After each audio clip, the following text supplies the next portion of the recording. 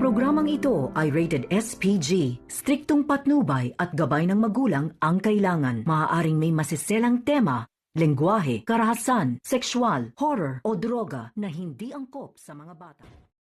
Magandang araw mga kapamilya, narito naman tayo sa ating paboritong palabas sa aking channel, FPG's Batang Quiapo.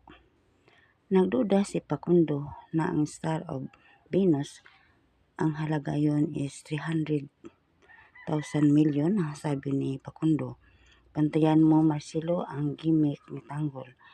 At sa kabilang banda naman, nag-usap si Rigor at Marites. Sabi ni Rigor, "Marites, saan ka galing?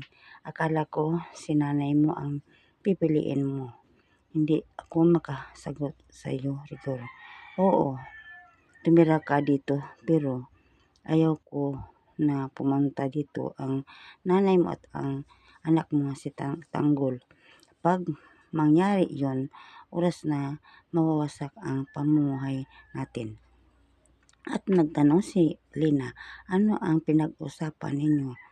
Bakit hindi mo paalisin si Marites?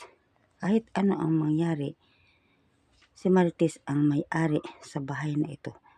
Kahit ano ang mangyari, asawa ko si Marites."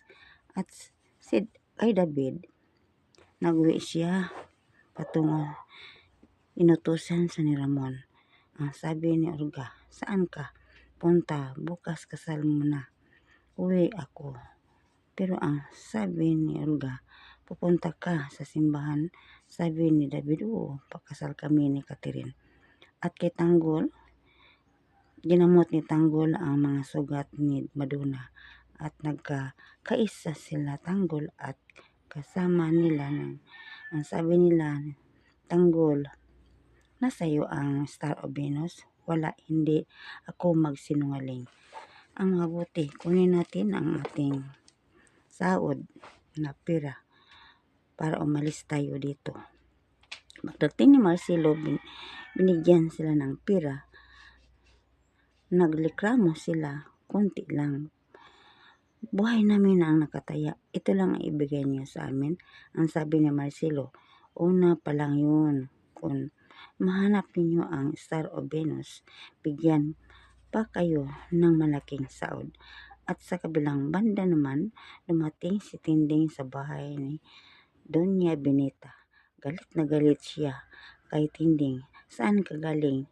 "Nagbisita ako sa pamilya ko." "Huwag ka na dito.